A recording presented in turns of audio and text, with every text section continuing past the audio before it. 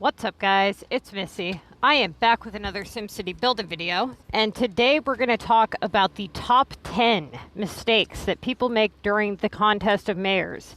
Now, this can be for high-level players or low-level players because, to be realistic, the same mistakes occur no matter what level player you are. So, if you have not already, please hit that like and subscribe button.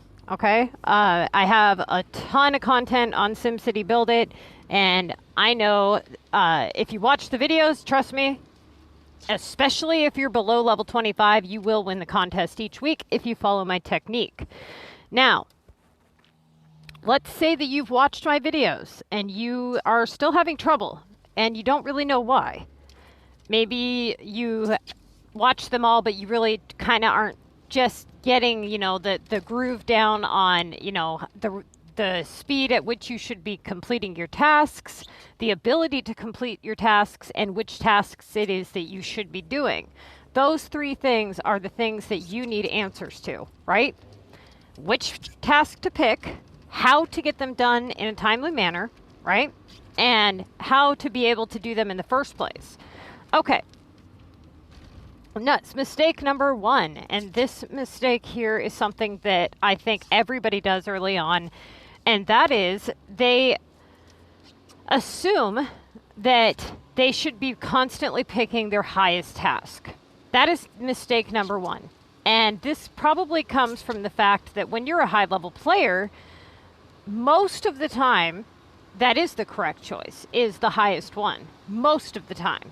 Okay, not all the time, but most of the time. Now, this changes drastically for low-level players because low-level players are camping. They don't want to screw their game up, so they are unable to do upgrade tasks. Upgrade tasks pop up in multiples, and they pop up with high amounts with them. So, in a sense, you don't want to cancel too many because you'll drop your average.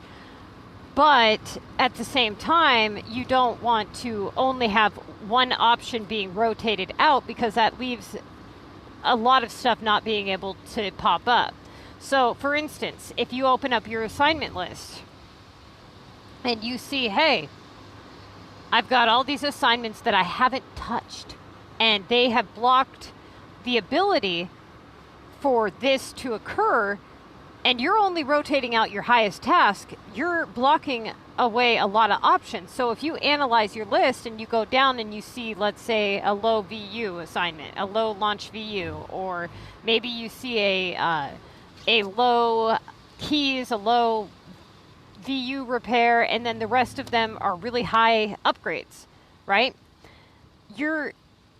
If you have, let's say, 4 upgrade tasks worth 2,000 points each, you have lowered the possibility of a high task appearing that's going to be something that you want. So that is the whole point in rotating the tasks around, and that is what I refer to as rotation. Then you have reverse rotation.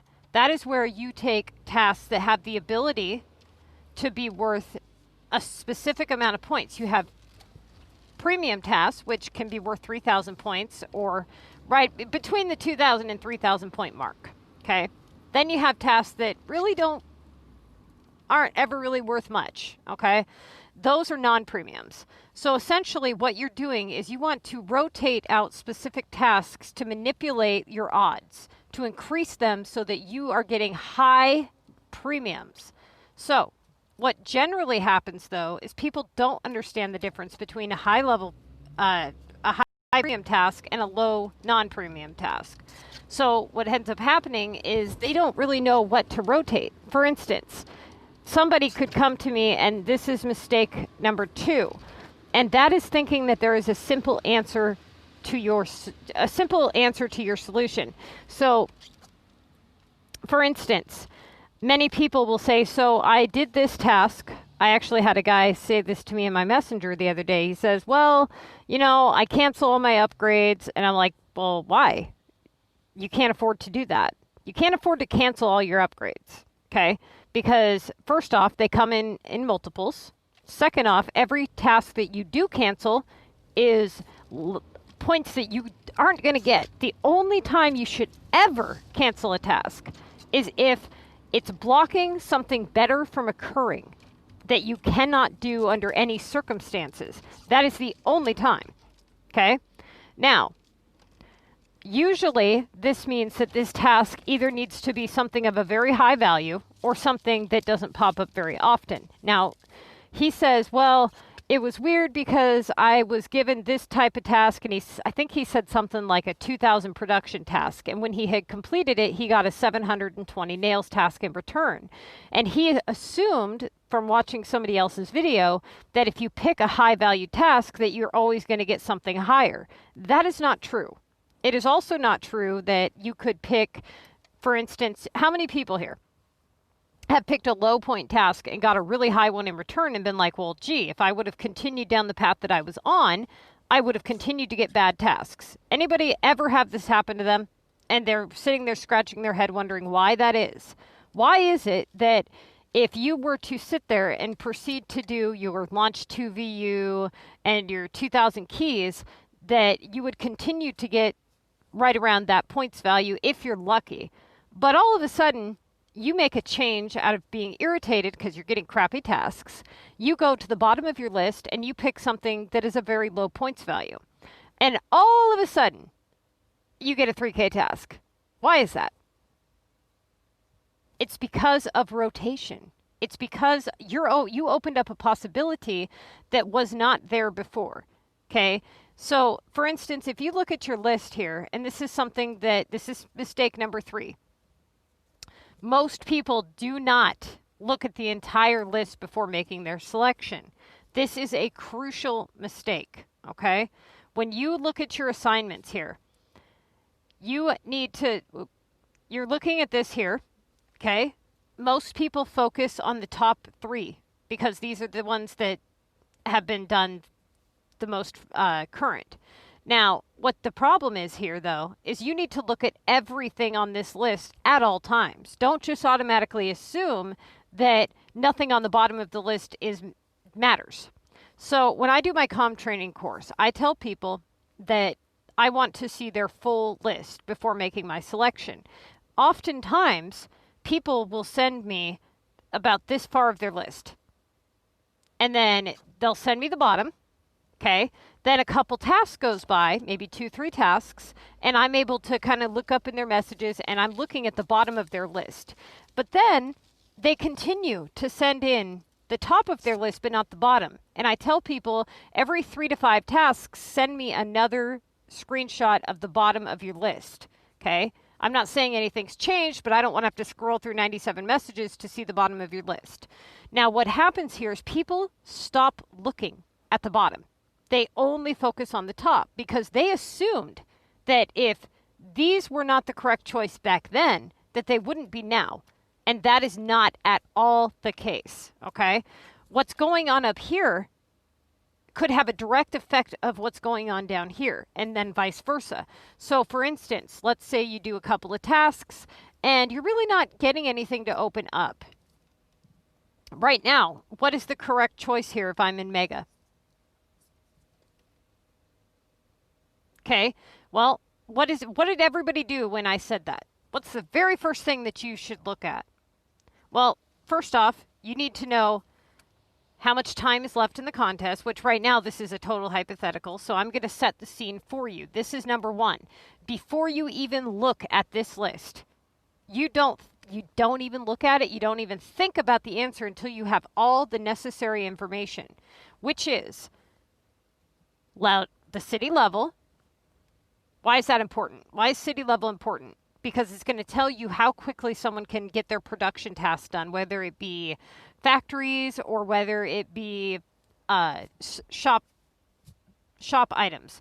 Now, it also is going to tell you if they can do residential upgrade tasks. This is a huge difference, okay? If you're a level 24 player, it's going to make a huge difference in your selection based on if you're somebody who is actually doing upgrade tasks. Then you're going to look at the amount of tasks remaining. This is a huge factor to play in here because you need to know not only how many tasks are remaining, but how much time. Are you on a time crunch? Do you have 40 tasks remaining and 2 days left of the contest? Is it the beginning of the contest? Is it the end of the contest? Are you at your third ticket? You know, where are you at on the leaderboard? Do you have a chance in winning? All of these things need to be factored in before you even look at the list. Okay? So, for the hypothetical here, it's the beginning of the contest. Okay? I've opened up my list. I'm a level 99 player, and I have all 60 factory slots available. What is the correct choice here? What should I do? Now, most of you should have said, okay, well, let's look at this. I'm going to show you what goes on in my brain when I look at a list like this. This is what we call a task assessment. So I'm going to go through each task. I'm going to kind of go through it in my head and tell myself what I know, what's going on, and what I can make happen. I'm going to say, okay, it's the beginning of the contest. I've got 60 tasks. Okay, this is the total hypothetical here. I've got an Omega upgrade, which is at 1,000 points. I can do this and open up the possibility of a 3K Omega upgrade, which would be beneficial to me. However, I need to continue looking down this list here and see if I have a better option available for the right now. I have a 2,600 production task for face cream. Okay? That is probably going to be my main choice because just by looking at the points values, I know that that is the highest one, and that's probably going to be my best bet right now. So I'm going to go over to my Sunny map. I'm not necessarily starting this assignment, but I know that this assignment is going to need done for sure. There's no question, okay? So right now, I'm going to go over there and at least get one of them making. So I have something happening during this time. Now, I should have all of my shops prepped, okay? And we're going to talk about that here in a minute. So then I'm going to look at the simoleons task, and I'm going to say that's out. Cross it off, not touching it for the entire contest, okay? Then I'm going to look at the 1950 lime simoleons, and I'm going to start saying, okay, I need to start producing some stuff on the limestone map so that I can sell those items, and I need to start thinking about those regional shipments as well. But I don't want to open up my regional shipments until I'm ready to actually do them because that's when the timer will start. So I need to keep in mind that that one is going to need done as well. Then moving down the list, I've got a gold keys task here at 1,200 points. I will likely not touch this task at all during the contest because it usually pops up within 2 or 3 tasks of being done.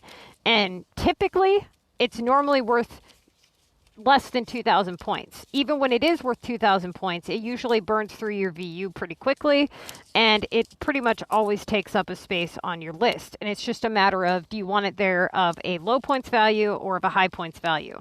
Okay, so right now, that is something that people would use for quick, fast, easy points if they fall behind on the contest. For now, I'm going to leave that one sit, okay? And I'm going to say, okay, let's move down the list. I have a 1,600 Paris delivery. What do I know about this?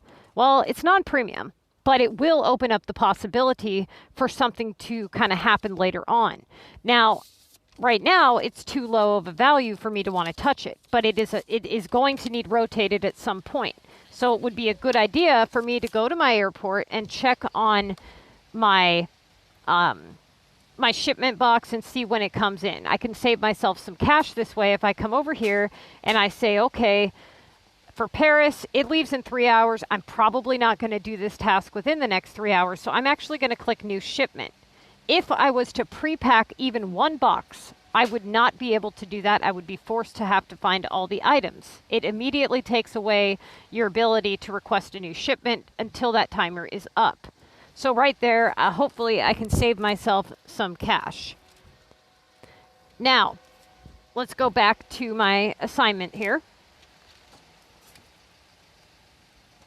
Now I've got a feed task here. It's worth 35 spaces. Now, I, being a high-level player, and this is exactly why this is important. Okay, I can do this task and still have factory slots available if a metal task or a minerals task were to pop up. Now, I may need to cash in on this, but because glass is actually about 100 and something points lower, but it takes an hour less. I believe it's an hour less. Both of the glass and the feed are something that I'm probably not going to want to touch. And the reason for this is because they open up the possibility of them reoccurring. Now, the other issue, though, is they're holding 2 places on my list. So they may need to be rotated, but definitely not anytime in the near future. So it might be a good idea for me to get the feed at least making the 35 of them right away, okay? Leaving those other factory slots available. Now, let's say that you are a low-level player and you get this predicament. You are not going to be able to do a factory task for less if it pops up if you have this making. So being how it's such a low points value, we're going to go ahead and say, if you're a low-level player, to go ahead and pass on prepping this just yet. Now, let's say that you prepped it for the beginning of the contest, right? Let's say you have feed already prepped. Should you bank in on it since it's there already? Absolutely not, okay? You have just opened up the possibility of this now reoccurring, and you took a 600 point hit, a negative 600 point hit on your 2K average. Now, moving down the list, you've got a VU repair, which again is just like keys. That's something that you would utilize for quick, fast, easy points. But right now it's a non-premium, it's sitting of a low points value, and it's just going to remain sitting there. This is not typically a rotatable task. Why is this not a rotatable task? Because a rotatable task, to rotate it, you're rotating it out so you have a better option to come up. When you rotate keys or VU repair, you're going to get something to come up within a task or two, but it's going to come right back. So what was the point in kind of getting it out of your way if it's just going to be right back into your way 2 or 3 tasks later, right? So there's no point. So we're going to leave that one sit. Now the earn Omega. This particular task is not worth more than 2,000 points. And it's kind of a pain in the butt sometimes, depending on if you're an Omega person or not. So we're actually going to leave that one sit, and we can start thinking about if we needed to do it. Do we have Neo coins on top of our Omega homes? Do we have our Omega bank 75% full if it needs to be done? Those are things that you're going to want to consider. Then you have Launch Monster for 1,000 and a War Booster for 1,000. Now, we know that the monster task usually is a total pain in the butt. The most it's worth is 2,500 points. It's something that has to be done at the exact time, because of the fact that it can be there 1 minute and then not there the next. You can't really plan for that. So if you ever have a monsters task, the only time, and it doesn't matter what level player you are, the only time that you do it is when it's worth 2,000 points or 2,500 points. Why is that? Because you're not looking to get it off of your list, okay? That's not what you're doing. There's 2 reasons why you would do a task to get it out of the way, okay? One reason, and pay very close attention to what I'm about to say. One reason for why would I tell you to do this if it's worth 2,000 points or higher, but not if it's worth 2,000 or less than 2,000 points? Why? What's the difference? It's something that's going to come right back, okay? Do you want it on your list of a low points value or a high points value? You want it on a low points value because it's going to be there no matter what, okay? So it's either going to be there taking up a 2K or higher placement, which that is the point. That is the key right there. You're not eliminating it from your list because it's on your list. You're eliminating it from your list because it's holding one of your very valuable spaces. Just think of it like this, okay? Think of it kind of like a parking lot. And you have, let's say, 5 parking spaces available to you, right? And you want to be able to park your really nice cars inside this parking garage with these 5 spaces. But you have this piece of shit car sitting in one of the spaces. So you're like, you know what? I need to back this car out so I can make room for a nicer car. Now, what if I were to tell you that that car has to be there? Okay, what do? You would take your nicest cars first, right? And do those first, park those first, and then you would work with your options. So for those of you not following my analogy, what I'm trying to really essentially say here is if you only have a certain number of points values that can be used, and there's no magic number, okay? But if you look very closely at this list, there's something you will notice. There's you have 1,000. That's one. Okay. Then, so you got 1, 2, 3 1,000 tasks. Then you've got 1, 2, 3 1,200 point tasks. And then you've got 1, 2 1,400s. And then you've got some 1,200s, and then you've got 1 2,000 or higher, and the other one for 2,000. Now, if the game only allows, the game is always going to give you kind of a combination of points values. You're never going to open your task list and see all 3,000 point tasks. It's never going to happen, okay? You're never going to open up your list and see all 2,000 point tasks or all 800 point tasks. But you will always see somewhat of a variety. Now, sometimes the variety has higher values. They're predominantly more high, and then sometimes they're low. Now, this is when you break those values down and say, you know what?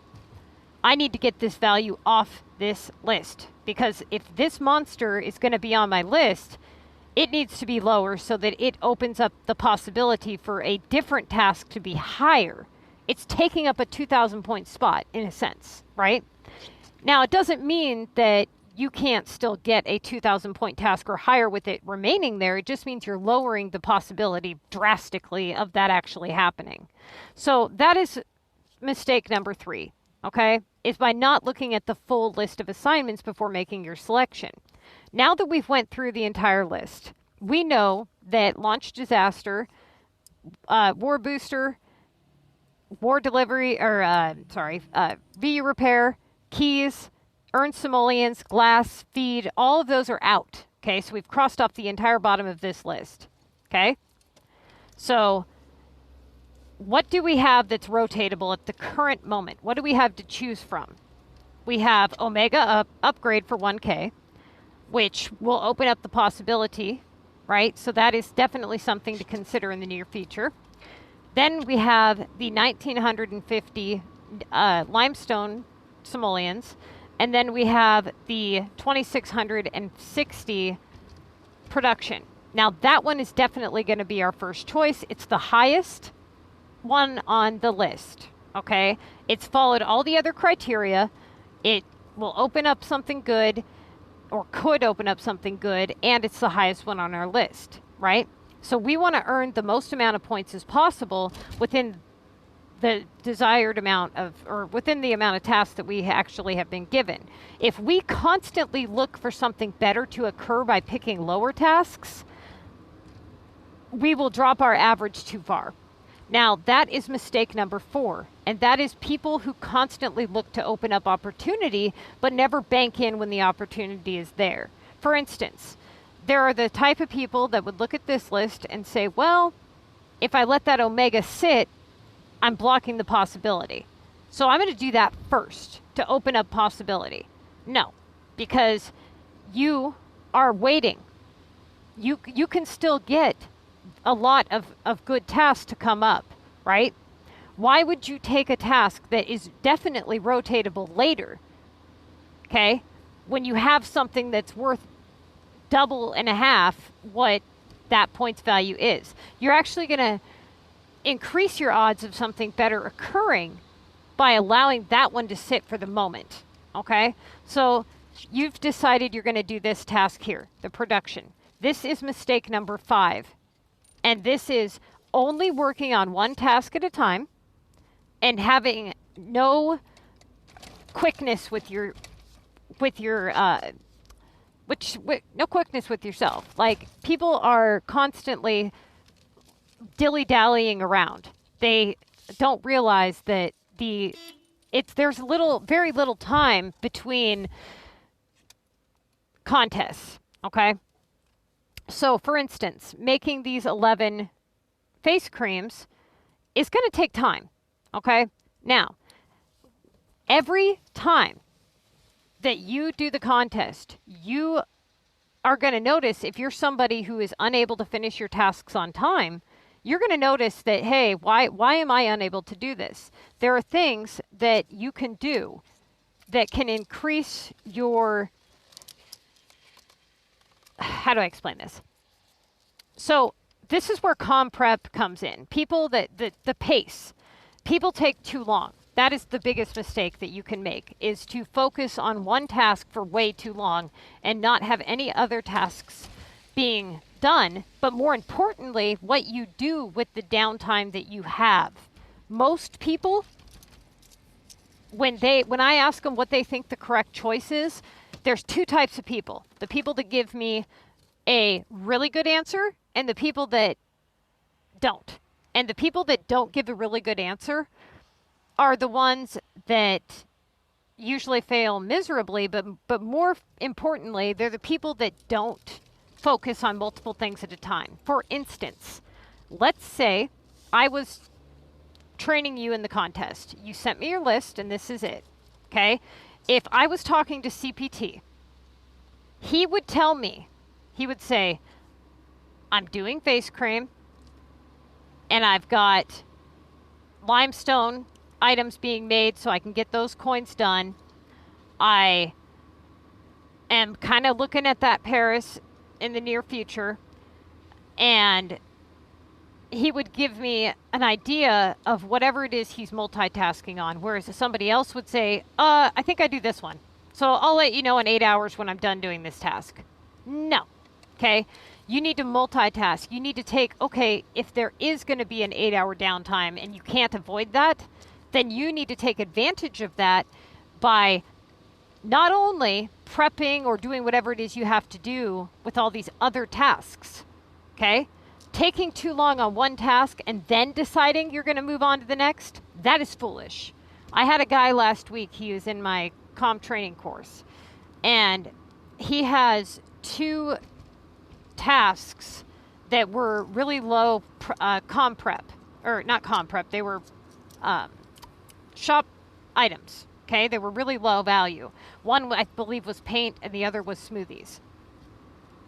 Now, I had seen that on his list, and it has been there for quite some time, and I'm looking over the course of time frame here. I know it's his daytime. I know he's been working on the contest of mayors all week, and I'm looking going, okay, he sent me this screenshot at 8 o'clock this morning.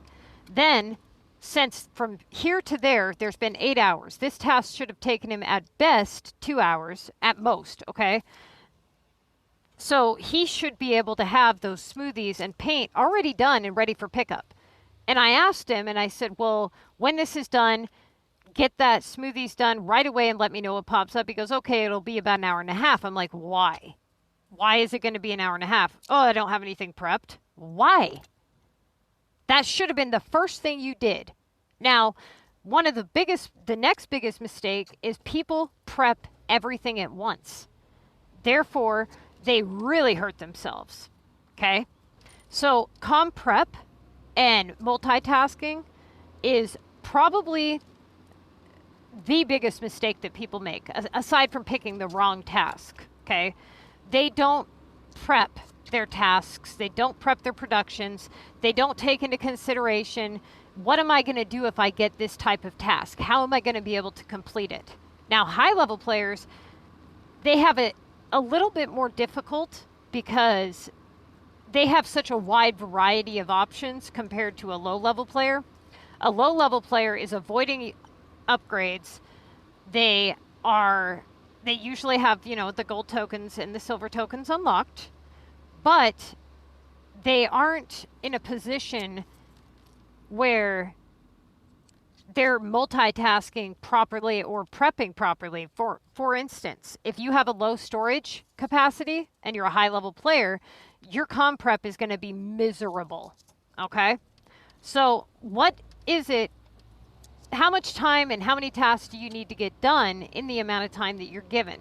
If you're given 5 days for 75 tasks, you need to do well over 10 tasks a day. Okay? So then you need to take into consideration sleeping, eating, working, having a life. That really gives you about 2.5 days of being actively on the game. That's just not going to cut it, right? So then you see the people that say, well, you know, I'm level 11 and now they're playing the contest of mayors at level 11.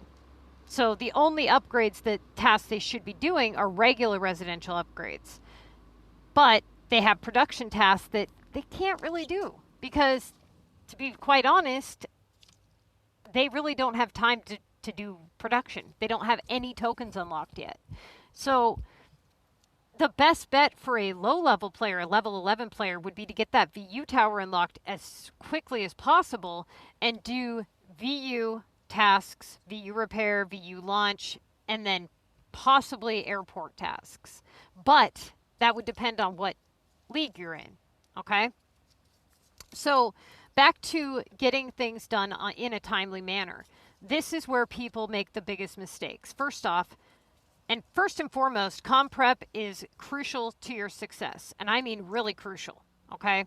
If you're prepping for the contest and you're sitting there with your shops idle, one of the biggest problems that people have is they play the contest competitively, so then at the end of the week, on their day off from the contest, they spend that day trying to make money, right? Well, there's kind of an issue here because when you go, people try to run their production to make money, but then they try to run it halfway for the contest. And it's very difficult to do that because usually the things that you make to make money aren't usually the things that the contest of mayors is requesting you make, right? So one of the ways is when I would prep for the contest, especially as a high level player, what you need to do is you need to make sure that whatever task comes up that you want to do, that you're able to do, and you're able to do it quickly. So if you have paint sitting at the bottom of your list that you think you may need to rotate, that should be being worked on at all times, right? You shouldn't wait and then start it. Now, the next thing is prepping the shops with the right items and when and how and all that. When you go to your shops here, you need to decide which item it is you want to prep for the contest. So 12 hours before the contest is when we start war, right? That is a good time frame for you to go through whatever item list that you have and say, okay, right when the contest starts, I want to have 11 items in every shop ready for pickup. With the exception of me possibly picking up one item, right, and making that one item. But let's say you prepped planks, okay, and you got a planks task, and you were able to get it done and get it done quickly. Now your building supply store is open, okay? You have options now. Now you don't have all this stuff sitting there. What should you do? What should you prep? Well, the odds of getting planks again is pretty slim. So you would pick something else to prep, right? So are you going to go over there and fill your building supplies shop with 11 paint? No, that's not what you want to do. You want to go over there and put 1 paint down, okay?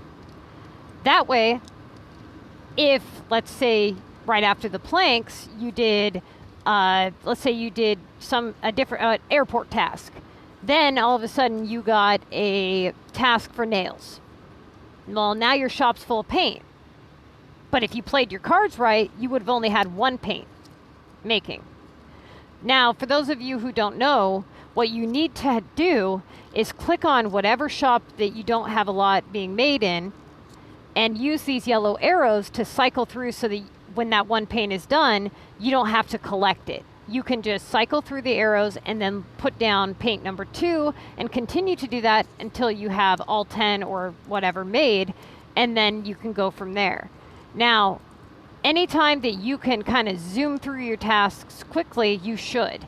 So if you get, let's say, a 2500 monster task and the monster is not there and isn't going to be there for 24 hours or whatever, you really should leave that task sit and work with your other tasks. Don't cancel that, okay? Now, let's say that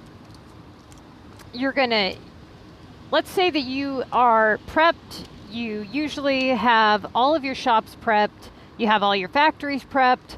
And what else can you do to prepare yourself for the contest?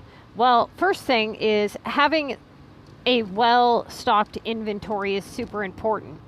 A lot of people, what kind of gets them caught up is that they either didn't prep their shops, or they get, let's say, a upgrade task that they actually are going to do, or let's say they get an airport task, or whatever the case may be, okay?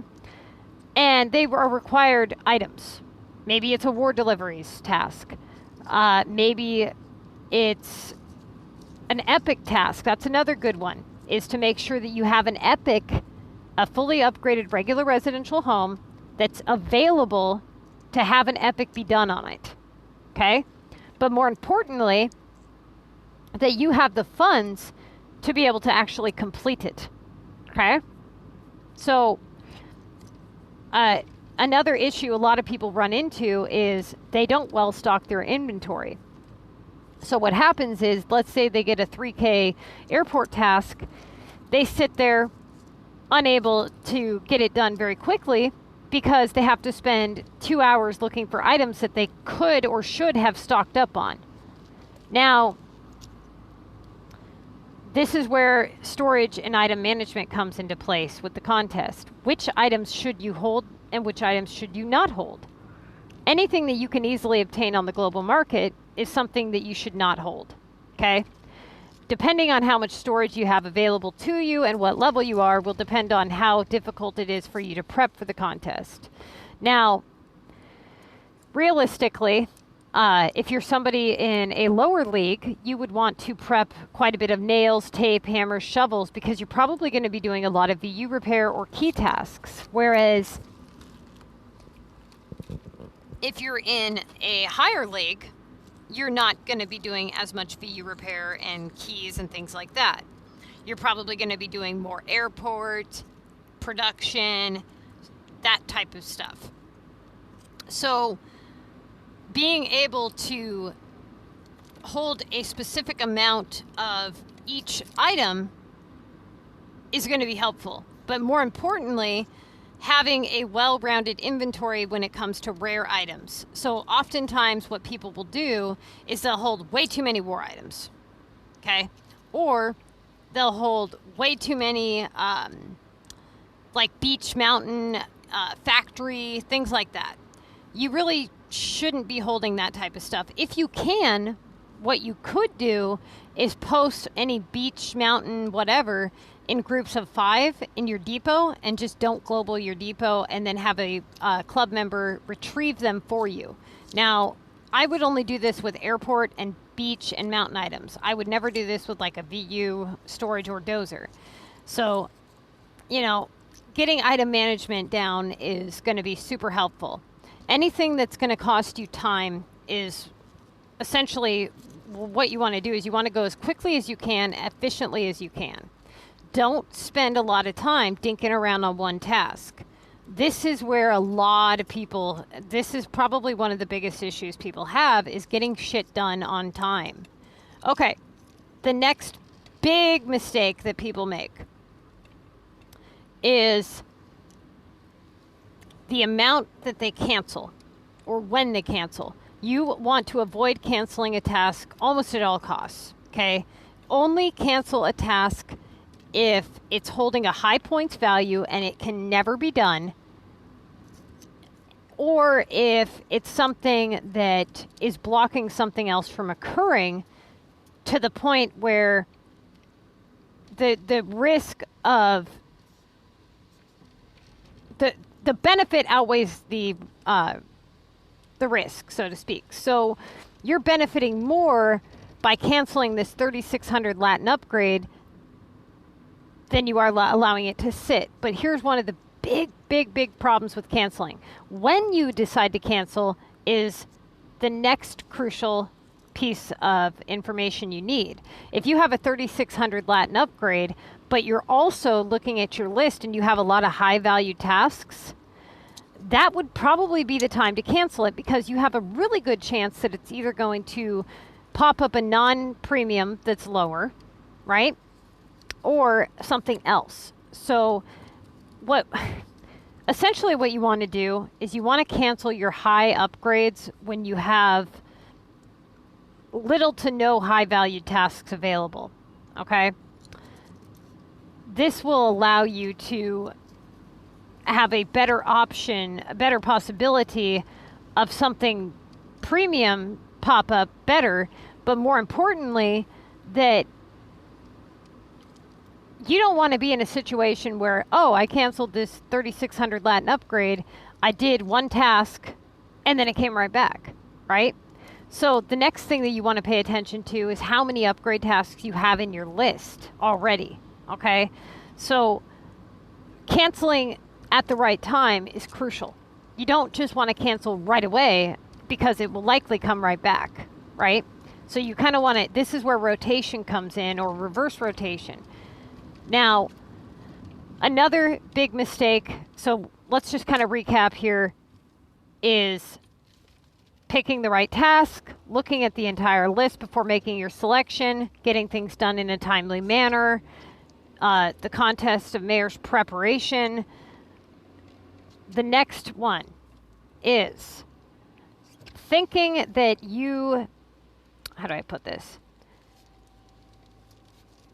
When you are looking at your leaderboard, okay, a lot of people don't pay very good attention to the people that they're going up against, or they focus too much on their placement or the points values of their tasks rather than their average. So oftentimes people focus on what type of tasks they've got. You know, they focus on, oh, I've had a lot of 3K tasks, or I've had no 3K tasks, and that's what they focus on, but they don't really focus on their average. A lot of people don't pay you should be paying very close attention and seeing that, hey, here, look, I'm running a 2K average, okay? Now, people will cut corners and make mistakes to be in first place all throughout the contest, okay? This right here is probably what costs most people their win, is focusing too much on the leaderboard and where the other people are. Essentially, the only thing that you're really looking for at the beginning of the contest or even midway is you're watching the other player's behavior. You want to see if this person is hacked or not. Now, if you don't suspect a hacker, then until you get to your last about 5 tasks, you really shouldn't even be looking at the leaderboard in terms of importance, okay? You want to look at it to make sure there's no hackers or suspicious activity being done, but you don't want to be so focused on your placement. Oftentimes people will be like, oh, I'm in first. Okay, I'm in first and there's 4 days and I got a 20K lead and I've got 40 tasks left. So, who cares? So what? You still have 40 tasks left. For all you know, they haven't even got started or whatever. Why do you care if you're in first place right now? It doesn't matter if you're in first place right now or all the way up until the last minute. All that matters is that you're in first place when the contest ends. That's what matters, okay? So what you'll notice is if you're somebody who camps a lot, and you'll see a lot of the same people, okay? And you'll start to notice their behavior in their points. And you'll say, okay, I know that I went against Billy here last week. And last week, he was in first place all week. But I passed him up slow but steady. I passed him and won. And I had a 40K lead on him. But here he is, and there's 2 days into the contest, and he's sitting at the top of the leaderboard with 80,000 points more than everybody else. Is that intimidating? No, it shouldn't be. Not if you know he's not hacked. You should just be going, okay, I know what he's doing. He's going with quick, fast, race to the end of the leaderboard, or the top of the leaderboard tasks. What's important to him is getting as many points as he can, as quickly as he can, and being at the top of the board. That's what's important to him. But what's important to you is doing your most efficient task, getting the highest value you can, running your highest average that you can, and at the end of the contest, ultimately being at the top of the leaderboard. That's what you want. I don't give a shit if you're in 5th place, 10th place, whatever, all the way through the contest, as long as you're able to finish all of your tasks with a 2K average or better, you are playing efficiently. And you have a higher success rate than somebody who rushes to the end. And you've spent less resources. For somebody to race as quickly as people do, if they're not hacked, you have to ask yourself, if you're going against this person every single week, okay, they're not upgrading, right? So you already know that they're not upgrading. You can cancel that task out entirely. So you know that they're either canceling those, right, or they are leaving them sit. Either way, they're not being done. That's what matters. Now, you can look at this person's profile and see, hey, is this person in war? War tasks can usually be done fairly quickly, but production tasks, not so much. So if this person's throwing up these amount of points this quickly, what are they doing? The majority of their tasks are production, right? Production, maybe earn simoleons, VU, keys is my guess is what they're doing.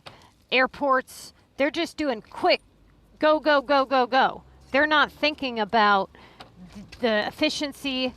They're probably burning through massive amounts of tokens. Honestly, there's people out there, no joke, that can legit play, like no hacking at all.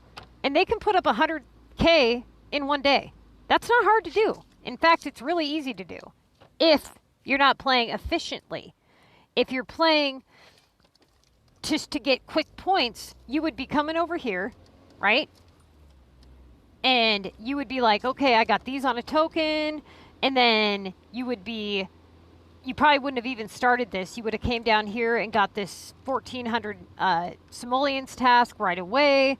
Then you come over here and maybe you do the keys real quick and the repair. And you just boom, boom, boom. And you just put up 10,000 points in less than 30 minutes. And somebody over here is like, oh my God, he's put up 10,000 points. But what you're not realizing is how many tasks he used. And what you're doing is, let's say he used 10 tasks to put up 10,000 points. He's running like around a 1K average, right? Okay. But you do your 10 tasks. Sure, it takes you more time, but you put up double the amount of points. So he's above you because he's zooming and going quickly. But ultimately, you're doing better than he is. I mean, you don't see it because you're below him on the leaderboard at the moment. But you're in a better position than he is. And a lot of people, they don't realize that. They're looking at your points compared to their points. Okay? But that's not all that you need to be focusing on. You need to be focusing on their points versus your points versus assignments remaining. You know, if you both had the same amount of assignments remaining, then he would be doing better than you. But when you're sitting there with double the assignments and he's over here, you know, blowing through them like mad, you're in a way better position than he ever will be, right? But he's up there at the top thinking he's doing great. Now, if you're that person, if you're the person at the top of the leaderboard that I'm describing, that is your mistake. You are making a huge mistake by rushing to the top. And I'm serious, you guys. This is something that happens, I would say, to at least 3 to 4 people in your league every week. Okay? I have yet to have one contest that I've ever played where there wasn't somebody that raced to the top of the leaderboard, that put up an obscene amount of points right off the gate. Okay? Now, I have always told people that is an excellent sign. And they sit there and they look at me like I'm crazy, right? Maybe they'll send me a message and they'll say, hey, is this possible? Is it possible to have 40,000 points within the first 8 hours of the contest? Yeah, absolutely. Yes, it's possible. But if he's not hacked, okay, let's just assume this person's not hacked. That is an excellent sign. And person's sitting there going, well, why is that a good sign? Because this person doesn't know what they're doing. They're moving too quickly, they're making mistakes, and they've used an obscene amount of assignments versus what you are using. And they're like, okay, yeah, I see what you're saying. So then that same person comes back to me at the end of the contest with, they've won, and they look at the leaderboard, and you'll notice that whoever was at the top all week long never wins, okay? When they're not hacked, the person that zooms to the top is usually the person that 2 days into the contest, you slowly watch them get bumped down. And if you're that person, I'm explaining, that's why. You're moving too quickly. It's not a race, okay? All that matters is that you finish every task by the time the contest ends. That's what matters. You did your 75 tasks. She did her 75 tasks. You both were given the same amount of time. You ran through yours and made a hell of a lot of mistakes, and she kept up a slow, steady pace and was able to actually bank in the most efficient way possible. Do not do this. Do not race through your assignments, okay? Don't cut corners. That, like I said, is one of the biggest mistakes that people have, is finding the right rhythm. Not doing things too slow or too quickly, okay? Once you're able to kind of get the groove of things, you'll realize that in order to be successful in the contest in Mega, it's going to take up a good chunk of your life, okay? It's one of those things where you are checking on your game several times throughout the day. If you want to win Mega efficiently, you're not going to be able to sleep for 10 hours, open up your game once or twice, do 1 or 2 tasks, and then come back in 8 hours. That you just can't. You can't. You're going to have to open up your game frequently, have multiple things being worked on, prepping everything, getting multiple tasks done a day, and focusing on the most efficient strategy possible. Okay? All right. Next big mistake that people make, which I don't even know what number we're on anymore. I think we're on number 6 or 7, is that people spend too much, okay? If it's starting to cost you more than you are receiving, then it's not worth it. And this is mostly for high-level players. The high-level players are the ones that are going to have a really hard time, not necessarily just winning, but winning for it to benefit. And this is something that a lot of people struggle with. And it also comes into the fact of being competitive and being beneficial. Are you playing to win, or are you playing to benefit, right? Just because you win doesn't mean you necessarily benefited, right? So if you go into a casino and you put $20 in the slot machine and it eats that $20, right? Takes it all away, you put in another $20, and then at the end of your 2 hours playing the slot machine of going up, down, up, down, up, down with your money, you walk out with $40. That's what you won at the end of the day, is you got your money back and you put 40 in and you left with 40. That's not beneficial, okay? So it doesn't really matter if you've won if you're not benefiting from your win. if you're spending, you need to look at what you spend during each round of the contest. For me to play the Contest of Mayors competitively, at my level, no joke, well, before the Omega Canisters task was removed, it would cost me sometimes upwards of 1,000 cash, depending on how many regional shipment tasks I got, how many airport tasks I had, the stupid VU, if I didn't have enough VU and I had to pay for the VU. It really just depends. But the cash was, it adds up. And it adds up real quick, real fast. Okay? Just doing one airport task for Tokyo can run you 60 cash. Right? So, I mean, you got to ask yourself, even if you win and you bank in, what did you spend? Look at all the items. Then you need to take into consideration, it took 5 days, 5 whole days of your attention. Okay? You need to look at the coins that you spent. Then you need to look at the coins that you didn't get to make. Look at how you had to run your production all week. Right?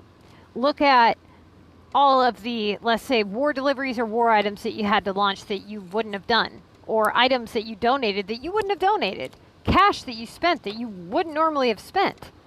And if you are not benefiting, but you're winning, that's not beneficial, right? So for high-level players, most of the time, even if they win, they really don't win. And so it ends up just not being worth it to them to play at that level. Now, what really sucks is when you don't win, right? You put in all this time, money, and effort, and then you don't win. Now you're negative all, not just, like I said, not just the cash, but the coins, the items, the rares, the VU, the tokens, the time, that it's spent for you to go through all this crap. That's what I'm talking about. It's not just, oh, I spent some cash.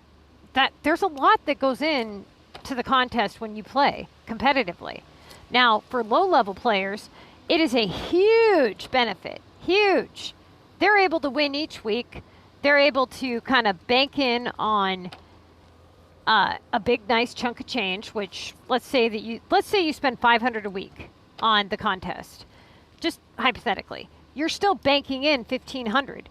And then you also have 250 platinum keys and then whatever tokens, not including the mayor's pass. Okay? So for a low-level player, it's a huge benefit. But for high-level players, it's just not. And it only takes 1 week to set you back to where you may have to spend real money to even participate the next round.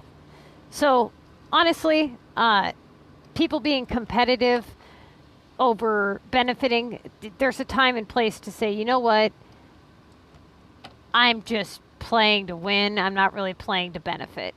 And that ultimately is not efficient. Okay, and that goes for the war feature as well. If you're playing war, you're playing it because you find it entertaining, and you're playing it because you want to be competitive, not because it's beneficial. You're not gaining anything by playing war, okay? You might get some rewards for war that go towards more war, but you're not benefiting shit, okay? The couple platinum keys and cash that you get from all the hell you go through and all the stuff you donate, it's not worth it. Now, think about it this way. Another big mistake that people make is cashing in on their pass rewards too early. Okay? So oftentimes, if you look at your pass here, sometimes you'll get deeds, sometimes you'll get, tokens or storage or whatever, the keys. Cards for war you can collect right away. The deeds, I always tell people to hold off. Don't collect the deeds, because when you collect the deed, you have to use it. You don't have the option to use the items. So if you have all the dozer pieces you need to upgrade one square, but you picked up your deed, they're going to force you to use the deed first. Now, the next thing is items. Do you know how many people come over here and collect their VU the moment they unlock it? That's not beneficial, okay? Think of this as a backup storage facility. Don't collect anything from this pass until you're actually planning to use it, okay? It's sitting there, it's ready for pickup, and it's not taking up anything in your inventory, right? But you know it's there. So if you run out of VU or you end up needing them, you can come over here and collect them if you need to. But right now, it's working as a backup storage facility. The next one is people will kind of cash in on this stuff when they could have saved it for something. Like I said, you know, they could have saved, let's see, the keys, right? For a key task. Now, another big mistake that people make is, let me get rid of this because I know I'm not going to be doing that. Hold on. Okay. So another big mistake that people make is people that don't play war but want to play COM competitively, they don't play war correctly. So if you're playing COM competitively, and especially low-level players, you have to participate in war to be successful in Mega, to some extent, okay? Now, the thing here is that people will hold on to war items, they'll launch their war attacks, but they don't hold on to their cards, okay? So here's the thing. With this VU pass here, when you look at this VU pass here, you shouldn't really be selling your war items at this point, especially if you want to be successful in the contest. What you really should be doing is you should be launching all the war items that you can, holding on to whatever it is you need to do if you get a task. Maybe I would hold on enough to launch whatever card it is that you have at least 3 times so that you can get that task done quickly. But more importantly, you're launching this and unlocking all this stuff here so that you can kind of collect it all and hold on to it so that when you get that 3K upgrade war task, you have the cards to do it. And that you only upgrade your war cards for the purpose of the contest. So essentially what you're doing here is you're collecting all this stuff so that when you get a task, you can actually do it. But in order to collect this stuff efficiently, you need to have be able to earn some points, right? So let's say you unlock the comic hand for 100 points and you are in a low league, right? You haven't got to Mega, you have 5 weeks till you get to Mega.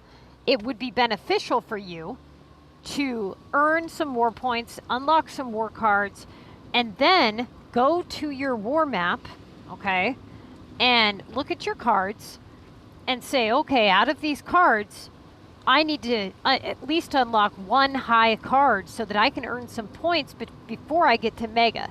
So between levels, between the lower leagues, what you should be doing is you should be launching as many war attacks as you can and banking as many jackpots, energy pumps, and war cards, and just hoarding all that stuff so that when you get to Mega and you get that 3K task, you can come over here and say, cool, upgrade, bada boom, quick 3K in points, right? Now, in order for you to unlock that VU pass really quickly, like I said, you need a high level war card. So over the course of that 5 weeks while you're being promoted and unlocking the VU pass, another good strategy is to take any war simoleons that you have and check your war store very often. Every hour, check it. And spend any war simoleons that you have on jackpots. Now, level 1 jackpots are usually the better way to go if you're somebody who doesn't coordinate attacks with members, if your club is in a lower arena, but more importantly, the jackpot, the level 1 jackpot is 10 minutes long. That'll give you enough time to totally annihilate that person's city and probably leave 1 or 2 health remaining for another member of your team, or you can put an energy pump on yourself and use maybe a level 2 jackpot, but you're either going to need a shield buster or you're going to have somebody else bust the shield or whatever, because you're not going to be able to regenerate enough energy in that amount of time. So it really just depends on coordinating attacks with other members, but ultimately you should be spending your war simoleons on just the jackpots and maybe a few energy pumps. Okay, so try the best that you can to unlock a high level card that requires probably the least amount of energy or items to launch it. Now, which card should you unlock first? What should you do? Well, in order to be successful in the contest, you need to be able to launch at least 1 common, 1 rare, and 1 legendary. If you haven't noticed, some cards have a blue border, yellow border, and purple border. They are all different rarities. Okay, so when you look at your task list and it says to launch a rare attack, it's telling you to launch a yellow card, right? Now, if you click here, it says Legendary Disaster is purple. Then you have